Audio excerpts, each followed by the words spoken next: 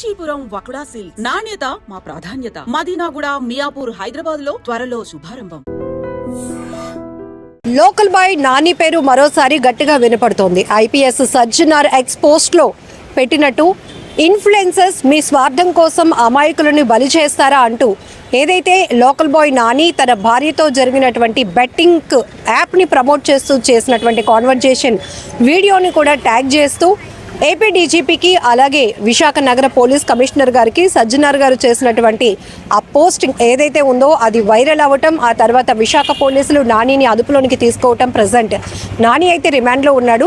పలు సెక్షన్స్ కూడా ఆయన పైన ఫైల్ చేయడం జరిగింది. గాజువాకకు చెందినటువంటి ఒక యువకుడు ఇచ్చినటువంటి కంప్లైంట్ కూడా బేస్ చేసుకొని నానిని అరెస్ట్ చేస్తున్నట్లుగా ఇన్ఫర్మేషన్ ఉంది. అసలు లోకల్ బాయ్ నాని పైన ఎలాంటి సెక్షన్స్ కింద కేసు ఫైల్ అయింది, తను ఇప్పటికీ స్టిల్ రిమాండ్లో ఉన్నారు, ఏం జరుగుతోంది అసలు లోకల్ బాయ్ నాని అంటే చాలామందికి ఒక డౌట్ ఉంది. బెట్టింగ్ యాప్స్ని చాలామంది సెలబ్రిటీలు ప్రమోట్ చేస్తున్నారు కదా, లోకల్ బాయ్ నానినే ఎందుకు పోలీసులు టార్గెట్ చేస్తున్నారు అనే కోణంలో కూడా చాలామంది తమ వాయిస్ రైజ్ చేస్తున్నారు. బట్ ఆ సెక్షన్స్ ఏంటి అని తెలుసుకున్న తర్వాత ఈ కేసు విషయంలో డెప్త్ ఏంటో తెలుస్తోంది. మనతో పాటు పలక శ్రీరామూర్తి గారు ఉన్నారు, అడ్వకేట్, ఆయనతో మాట్లాడదాం. ఇప్పటి వరకు నానినే ఎందుకు అంతలాగా టార్గెట్ చేశారు, రిమాండ్కి పంపించినంత సీరియస్నెస్ ఉందా అంటున్నారు. అసలు ఏ కేసులు ఫైల్, ఎలాంటి సెక్షన్స్ ఫైల్ అయ్యాయి? ఆయన్ని అరెస్ట్ చేయడం కరెక్ట్ అండి. ఎందుకంటే ఇటువంటి లోకల్ నాని మూలం వ్యక్తుల వల్ల సమాజం పాడైపోతుందండి. యువత అంతా కూడా తప్పుదోవ పడుతున్నారండి. ఎందుకంటే ఈయన అంత నేరాలు చేశాడండి. ఈయన పైన పెట్టిన సెక్షన్స్ ఏంటంటే ఉన్నాయంటే 111(4) ఉంది, అలాగే 112(2) ఉంది, అట్లాగే 318 సెక్షన్ పెట్టారు, అలాగే 319 పెట్టారు సెక్షను, అలాగే 46 సెక్షన్ పెట్టారు బిఎన్ఎస్లోని, అలాగే 61 పెట్టారు. ఇందుకు ఇవి సెక్షన్స్ ఏం చెప్తున్నాయంటే 111 సెక్షన్ ఏం చెప్తుందంటే అంటే దాంట్లో 4 కాజులు ఉంటాయి, 1, 2, 3, 4 ఉంటాయి. అట్లాగే ఆయన 4 పెట్టారు. 4 పెట్టారంటే ఈ 111 ఏంటి చెప్తుందంటే అక్రమ రవాణా, అమ్మాయిల్ని తీసుకెళ్ళి వ్యభిచార గృహాల్లో అమ్మడం, వెహికల్స్ దొంగతనం చేయడం, అమ్మాయిల్ని తీసుకొచ్చి వేరే వేరే రూట్స్లో వాళ్ళని విక్రయించడం, వేరే విధంగా యూజ్ చేయడం, వాళ్ళ జీవితాలతో ఆటలు ఆడుకోవడం అనమాట. అది చాలా డేంజరస్ సెక్షన్. ఎందుకంటే వీళ్ళు చేస్తున్న పని అదే. వీళ్ళు చేస్తున్న పని ఏంటంటే అమ్మాయిలు మభ్య పెట్టడం, వాళ్ళకి ఏదో చూపించడం, ఆశ చూపించడం, వాళ్ళు తీసుకెళ్ళి వివిధ వ్యభిచార గృహాలు అమ్మడం, లేకపోతే ఇతర దేశాలకి, దుబాయ్ అటువంటి దేశాలకి ఎక్స్పోర్ట్ చేయడం, ఇటువంటివి చేస్తున్నారు. అది ఎప్పటి నుంచో ఇన్వెస్టిగేషన్లో ఉంది, కానీ ఇప్పుడు ఫైనలైజ్ అయింది. ఫైనలైజ్ అయ్యారు కాబట్టి ఇమీడియట్గా ఈ సెక్షన్స్ పెట్టడం జరిగిందనమాట. 111, 112, అలాగే 318, 319, 46, రెడ్ విత్ 61 ఈ సెక్షన్తో పాటుగా వీళ్ళు కొన్ని ఏం చేస్తున్నారంటే ఐటీ ఇన్ఫర్మేషన్ టెక్నాలజీ 2000లో వచ్చిన యాక్ట్ ఏదైతే ఉందో దానిలోని కూడా వీళ్ళపైన సెక్షన్ 66C, సెక్షన్ 66D పెట్టారు. వీటిలో అర్థం ఏంటంటే సెక్షన్ 66C ఏంటంటే ఇతరుల సంతకాలు వీళ్ళు పెట్టేయడం, ఫోర్జరీ చాలా నేరం. అలాగే సెక్షన్ 66D ఏంటి చెప్తుందంటే ఒక ప్రొఫైల్ మీద ఇంకొకరు వ్యక్తుల ఫోటోలు పెట్టడం, నా ప్రొఫైల్ మీద ఏ హీరోయిన్ ఫోటోలు పెట్టడం, ఆ ప్రొఫైల్ పెట్టడం, ఆ విధంగా మార్పు చేయడం అని ఫేక్ పెట్టి ఐడి పెట్టి ఎవరు హీరోయిన్ అనగానే అవతల అట్రాక్ట్ అయిపోయి సబ్స్క్రైబ్ చేస్తున్నారు వీళ్ళకి.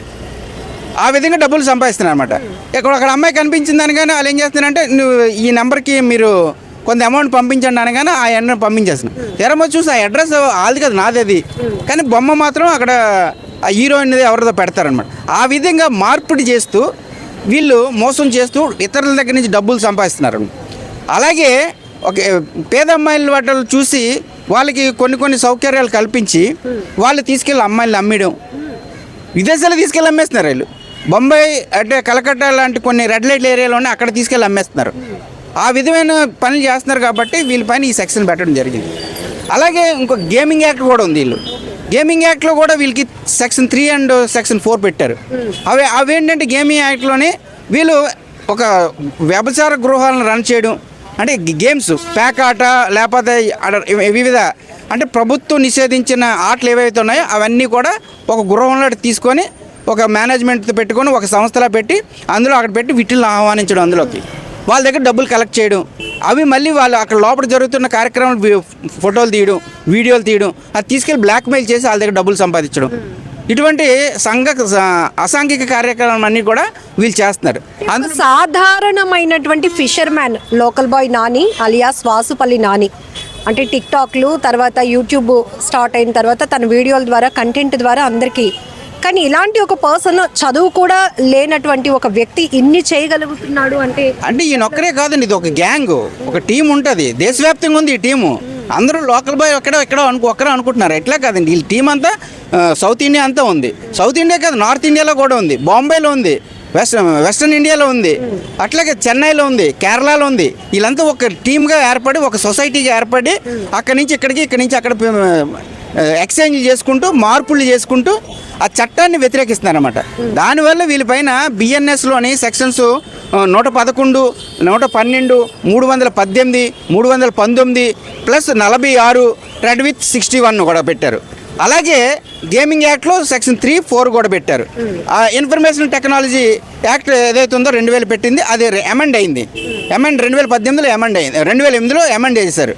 అమెండ్లో ఏంటంటే కఠినతరం చేశారు. అది ఇది వరకు ఏంటంటే 66A ఉండింది, అది దానివల్ల చాలా తీవ్రంగా ఉండేది. అది పబ్లిక్కి ఇన్కన్వీనియన్స్ అవుతుందని చెప్పేసి ఒక అమ్మాయి కేసు ఫైల్ చేసింది 66Aలో. అది సుప్రీంకోర్టు కొట్టివేసింది 2016లో. శ్వేతా రాయ్ అనే అమ్మాయి చేస్తే గవర్నమెంట్ తీసింది. Government versus Shweta Rai case. అది 66A తీశారు.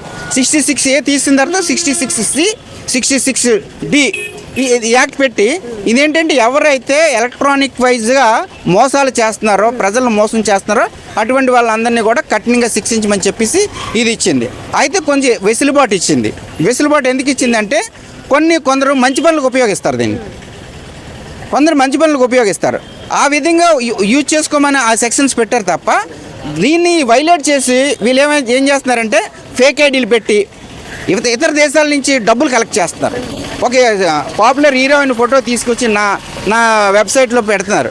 అందరూ ఏమనుకున్నారు, హీరోయిన్ అనగానే అందరికీ లైక్ కొట్టడం, వాళ్ళకి ఫ్రెండ్షిప్ చేసుకోవడం, అది అయిన వెంటనే వాళ్ళకి అయితే నాకు ఒక 5,000 కావాలి, 10,000 కావాలని చెప్పేసి వాళ్ళని ఫోన్పే చేయించుకోవడం, ఆ విధంగా మోసం చేస్తూ వేలాది రూపాయలు సంపాదిస్తున్నారు. ఈ సెక్షన్స్ లో బెయిల్ వచ్చే అవకాశం ఉంటుంది. బెయిలబుల్ సెక్షన్స్ అండి, ఇవన్నీ కూడా బెయిలబుల్ సెక్షన్సే.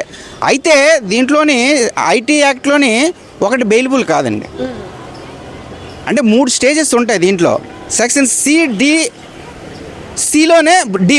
సిలోనే 4 ఉంటుంది. అదేంటంటే అది తీవ్రమైన నేరం అనమాట. ఏంటంటే వీళ్ళు అమ్మాయిలు తీసుకెళ్ళి వాళ్ళు ఫోటోలు తీసి తర్వాత ఫిలిమ్స్ తీసి వీళ్ళు ఒక వ్యాపారం చేసుకుంటారు, బిజినెస్ చేస్తున్నారు. అది తీవ్రమైన నేరం. అదైతే మాత్రం 10 years శిక్ష పడుతుంది, 10 లక్షల రూపాయలు కూడా కట్టాలి, 2 కూడా వేస్తుంది కోర్టు. ఈ సెక్షన్ C1 అయితే మాత్రం మీకు ఓన్లీ ఒక 1 lakh కాదు 1 lakh రూపీ ఫైన్, 3 ఏళ్ళు లేకపోతే 1 year జైలు. అంటే గతంలో కూడా హార్బర్ బోటు ప్రమాదంలో నాని పేరు చాలా గట్టిగా వినబడింది. ఆ తర్వాత ఇన్వెస్టిగేషన్లో ఇతను కాదు, ఈ నాని కాదు, వేరే నాని అని అది కూడా. అంటే అప్పుడు తర్వాత మళ్ళీ ఇప్పుడు ఈ బెట్టింగ్ యాప్ల వ్యవహారంలో మళ్ళీ నాని పేరు చాలా గట్టిగా వినపడుతోంది. రిమాండ్కి వేయడం, రిమాండ్ ఎప్పటి వరకు అంటే మీకున్న ఇన్ఫర్మేషన్? కోర్టు వచ్చి March 7th వరకు రిమాండ్లో ఉంచమని చెప్పారండి. అయితే వాళ్ళు బెయిల్ పెటిస్ పెట్టుకున్నారు. బెయిల్ హియరింగ్ మాత్రం 27th ఈ మంత్ ఇచ్చారు.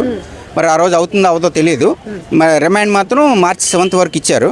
బెయిల్ వస్తుందని నేనైతే అనుకోవట్లేదండి. ఎందుకంటే బెట్టింగ్ యాప్లు కంటిన్యూ చేయండి. ఎందుకంటే ఇది చాలా తీవ్రమైన నేరం చేశారండి. వీళ్ళ అమ్మాయిలు ఎక్కడి నుంచి తీసుకెళ్ళి ఇతర రాష్ట్రాలు తీసుకెళ్ళి వ్యభిచార కూపర్లో అమ్మేస్తున్నారండి. ఇక్కడ వీళ్ళు చేస్తున్న బిజినెస్ ఇదండి. అది లాస్ట్ టైం ఓన్లీ బోట్ తగలబెట్టింది లేకపోతే టిక్టాక్లు చేసుకుని ఉంటున్నాడు అని అనుకున్నారు తప్ప, కానీ ఈయన చేస్తున్న నేరాల్లో చాలా తీవ్రమైన నేరాలు అనమాట, సంఘ వ్యతిరేక నేరాలు అవి. ఒక అమ్మాయిలు పాడు చేయడం, అమ్మాయిలు తీసుకెళ్ళి అమ్మేయడం, ఇటువంటివి చాలా పెద్ద నేరాలండి. అంటే అలా యువతను పాడు చేస్తూ సమాజాన్ని పాడు చేస్తున్నారండి. ఓ పక్క నాకు నాలెడ్జ్ లేదు, నేను చదువుకోలేదు అని అంటున్నాడు, కానీ చేసే పనులన్నీ కూడా చదువుకున్నాడు కూడా చేయలేని పనులు చేస్తున్నాడు. ఆ విధంగా ఇక్కడ విశాఖపట్నం ప్రశాంతమైన ప్లేస్ని ఒక నరకకోకంగా తయారు చేస్తున్నాడు, ఒక క్రిమినల్ సామ్రాజ్యంగా తయారు చేస్తున్నాడు. సజ్జనార్ గారు చేసినటువంటి పోస్ట్ తర్వాత నాని మరొక పోస్ట్ కూడా పెట్టాడు, ఒక వీడియో రివీల్ చేశాడు. నేను చదువుకోలేదు, నాకు తెలియక ఇలాంటి బెట్టింగ్ యాప్స్ని నేను ప్రమోట్ చేశాను, బట్ సజ్జనార్ గారు చెప్పినటువంటి ఆ హెచ్చరికలతో నేను మారుతున్నాను అని చెప్పేసి, అట్లానే మిగతా ఇన్ఫ్లుయెన్సర్స్ కూడా ఇది చేయొద్దు అని, ఆ మాటలు నమ్మొచ్చు అంటారా? తెలిసి చేశారా, తెలియక చేశారా, ఎట్లా చూడొచ్చు అంటే? అది ప్రీ ప్లాన్గా చెప్పిందండి. ఇప్పుడు రక్తానికి అలవాటు పడ్డ పులి నేను రక్తం తాగనంటే అది నమ్మశక్యంగా ఉండదండి. వీళ్ళు అంతే, ఒక్కసారి ఒక లగ్జరీకి అలవాటు పడిపోయారు, ఒక నేరాలకు అలవాటు పడిపోయారు, ఇంకా అందు నుంచి బయటికి రారండి వీళ్ళు. ఎందుకంటే అది ఈజీ వే మనీ సంపాదించడం, అన్ని సౌకర్యాలు ఉంటాయి. ఏమన్నా మా అయితే జైలు తీసుకెళ్తే ఎలాగ వదిలేస్తారు, ఒక 1 yearలో బెయిల్ పెట్టుకొని వచ్చేస్తారు. ఆ విధంగా ఆయనకి ఈజీ అయిపోయింది. ఎప్పుడైతే బోర్డు ఇన్సిడెంట్లు ఎప్పుడైతే జరిగిందో ఐపీఎస్ కార్పొరేషన్ వేసుకున్నాడు, రిలీజ్ అయిపోయాడు. అప్పుడే అరెస్ట్ చేస్తుంటే బాగుండేది, ఇటువంటి జరగకుండా ఉన్నాను. ఎప్పుడైతే ఐపీఎస్ కార్పొరేషన్ అప్లై చేసుకొని అది ఫండమెంటల్ రైట్ ఎవరైనా పెట్టుకోవచ్చు, కానీ దానిలో పోలీసు వారు ఇచ్చిన రిపోర్ట్లోని ఈయన పాత్ర తక్కువగా ఉంది, వేరొకరిది ఉందని చెప్పడంతో వాళ్ళకి ఐపీఎస్ కార్పొరేషన్ వచ్చింది. కొన్ని ఈడి పాత్ర కూడా ఉందని తెలిసి లోకల్ బాయ్ ఎవరైతే నాని అంటున్నారో ఆయన పాత్ర ఎక్కువ ఉందని తెలిసి ఇమ్మీడియట్గా పోలీస్ ఆఫీసర్ గారు దీని మీద ఇన్వెస్టిగేషన్ టీం పంపించారు. టోటల్ ఇన్ఫర్మేషన్ తీసుకొని ఈయన జైలు పంపించడం జరిగింది. బెట్టింగ్ యాప్స్ ప్రమోట్ చేసే వారి విషయంలో పోలీసులు ఎంత సీరియస్గా ఉన్నారో కోర్టులు కూడా అంతే సీరియస్గా ఉన్నాయని విన్నాం. ఎంతవరకు? కోర్టు ఎప్పుడు సీరియస్గా ఉంటుందండి. కోర్టు ఎందుకంటే కోర్టు ఎప్పుడు కూడా ఏం ఆలోచిస్తుందంటే సమాజం బాగుండాలి, లా అండ్ ఆర్డర్ బాగుండాలి. దానికి సంబంధించి సమాజం బాగుండాలంటే లా అండ్ ఆర్డర్ బాగుంటేనే సమాజం ముందుకెళ్తుందండి. క్రైమ్ రేటు పెరగకుండా ఉంటేనే సమాజం ముందుకెళ్తుందండి. క్రైమ్ రేటు పెరుగుకుంటూ వెళ్ళిపోయింది అనుకోండి, ఎక్కడ సమాజం కూడా బాగుపడదు. అందుకని కోర్టు ఎప్పుడు స్ట్రిక్ట్గానే ఉంటుంది. కాకపోతే కొన్ని వెసులుబాట్లు ఇస్తుంది కోర్టు. ఎందుకంటే ఇప్పుడు నేరం చేసిన వాళ్ళందరినీ ప్రస్తుతం ఇమీడియట్గా అరెస్ట్ చేసినా కానీ తర్వాత ఇన్వెస్టిగేషన్లో నిజంగా పాత్ర ఉందా లేదా అనేది ఆలోచించి ఆ కోణంలో ఇన్వెస్టిగేషన్ అవుతుంది. బోత్ సైడ్ లాయర్స్ ఉంటారు, దాన్ని డిస్కస్ చేస్తారు, క్రాస్ ఎగ్జామ్స్ అంటారు. తర్వాత వాళ్ళు వాదోపవాదాలు అయిన తర్వాత ఈడు కరెక్టా కాదా, ఈడు దొంగ మంచోడా అన్ని నిర్ణయించి తీసుకున్న తర్వాత శిక్ష వేసేస్తుందండి కోర్టు. ఆ వెసులుబాటు రాజ్యాంగం కల్పించింది. సో ఇది లోకల్ బాయ్ నానికి సంబంధించి ప్రస్తుతం ఆయన రిమాండ్లో ఉన్నాడు. ఎలాంటి సెక్షన్స్ ఫైల్ అయ్యాయి, ఆ సెక్షన్స్ ఏం చెప్తున్నాయి, ఎలాంటి సందర్భాల్లో అలాంటి సెక్షన్స్ని పెట్టడం జరుగుతోంది అంటే ఇక్కడ పర్టికులర్గా నాని కోసమనే కాదు, చాలామంది ఇన్ఫ్లుయెన్సర్స్ ఇలాంటి బెట్టింగ్ యాప్లను ప్రమోట్ చేస్తున్నారు. కేవలం మనకి తెలిసి తెలియక మేమేదో బెట్టింగ్ యాప్లను ప్రమోట్ చేస్తున్నాం, మీకు ఈ యాప్లు ప్రమోట్ చేసినప్పుడే చెప్తున్నాం మీరు చాలా జాగ్రత్తగా ఆడాలి, మోసపోకుండా ఆడాలి అని సజెషన్స్ కూడా వీళ్ళే ఇచ్చేస్తున్నారు. కానీ ఆ వెనకాతలో ఉన్నటువంటి చీకటి కోణం ఏదైతే ఇప్పుడు లాయర్ గారు చెప్పినట్టు చీకటి కోణం అంటే దీన్ని ఒక ఫేస్ లాగా చూపిస్తూ ఆ వెనకాతల ఇంకా చెయ్యకూడనటువంటి అసాంఘిక కార్యకలాపాలు అన్నీ కూడా చేస్తున్నారు వీళ్ళు. మార్ఫింగ్ చేస్తూ ఉండటం, లేకపోతే ఫేక్ ఐడెంటిఫికేషన్తో జనాల్ని అప్రోచ్ అవ్వటం, అట్రాక్ట్ చేయటం, అమాయకంగా వాళ్ళని డబ్బులు పెట్టి అక్కడ మోసపోయేలాగా వాళ్ళు ఇన్ఫ్లుయెన్స్ చేస్తూ ఉండటం. జనరల్గా మనకు తెలుసు ఇన్ఫ్లుయెన్సర్స్ అంటే వాళ్ళు ఎట్లా అవుతారు, ఒక సెలబ్రిటీ లాగా ఆ హోదా ఎలా వస్తుంది, జనాలు ఆదరించినప్పుడే వస్తుంది. ఆదరణకు ముందు వీళ్ళు ఒకలాగా ఉంటున్నారు, వచ్చిన తర్వాత మరొకలాగా మారుతున్నారు. ఇక్కడ కాయిన్కి బోత్ సైడ్స్ మనం ఎట్లయితే అనాలిసిస్ చేస్తామో మనిషి ఫస్ట్ డౌన్ టు ఎర్త్ ఎదిగే క్రమంలో ప్రతి ఒక్కరూ కూడా ప్రతి నిజాయితీని అనేది కంపల్సరీగా హానెస్ట్గా ఉండాల్సిన ఇంపార్టెంట్ చాలా ఉంది. బట్ కొంతమంది మాత్రం మధ్యలో ఒక స్థాయికి వచ్చినాక వాళ్ళలో చూస్తున్నటువంటి మార్పులు ఇలా ఎలాంటి శిక్షలకు తావిస్తుందో కూడా ఒక ఎగ్జాంపుల్ ఈ కేసు అని కూడా చెప్పొచ్చు. సో ప్రస్తుతానికి అయితే వాళ్ళకి బెయిల్కి అప్లై చేస్తున్నప్పటికీ కూడా ఇది కోర్టు పోలీసులు నానికి సంబంధించిన వ్యవహారం అయితే కాదు, పబ్లిక్కి కనెక్ట్ అయిన వ్యవహారం. ఎందుకంటే ఎప్పుడైతే వీడియోల ద్వారా మంచి మంచి మాటల ద్వారా ఒక సాధారణమైనటువంటి మత్స్యకారుడుగా జనానికి పరిచయమైనటువంటి లోకల్ బాయ్ నాని ఇప్పుడు ప్రజలకు కూడా ఆన్సర్ చెప్పాల్సిన అవసరం ఎంతైనా ఉంటుంది.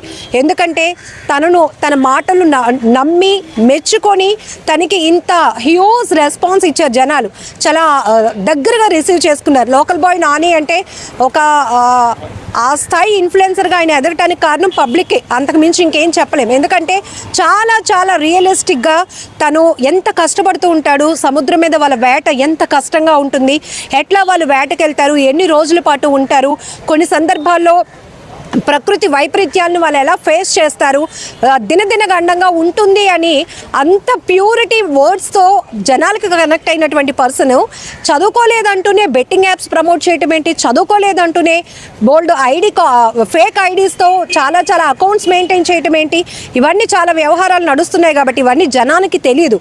బట్ పోలీసుల ఇన్వెస్టిగేషన్లో మాత్రం చాలా లోతైన దర్యాప్తు ఉంటుంది కాబట్టి ఇన్ని సెక్షన్స్ అయితే ఫైల్ అయ్యాయి. సో ఈవెన్ మనకి లాయర్స్ కూడా చెప్తా ఉన్నారు, బెట్టింగ్ యాప్ని కాదు ఇలాంటి మోసపూరిత వ్యవహారాలు చేస్తూ అమాయక జనాన్ని మోసగించే ప్రతి ఒక్కరి విషయంలో కూడా కోర్టులు పోలీసులు కూడా చాలా సీరియస్గా ముందుకు వెళ్తాయి అంటున్నారు. సో ఖచ్చితంగా న్యాయస్థానం ముందు ప్రతి ఒక్కరు తప్పు చేసిన వాళ్ళు తల వంచాల్సిందే అనేందుకు ఇది ఒక బెస్ట్ ఎగ్జాంపుల్ అని కూడా చెప్పొచ్చు. కెమెరా పర్సన్ శేఖర్తో లక్ష్మి, ఐ డ్రీమ్ వైజాగ్.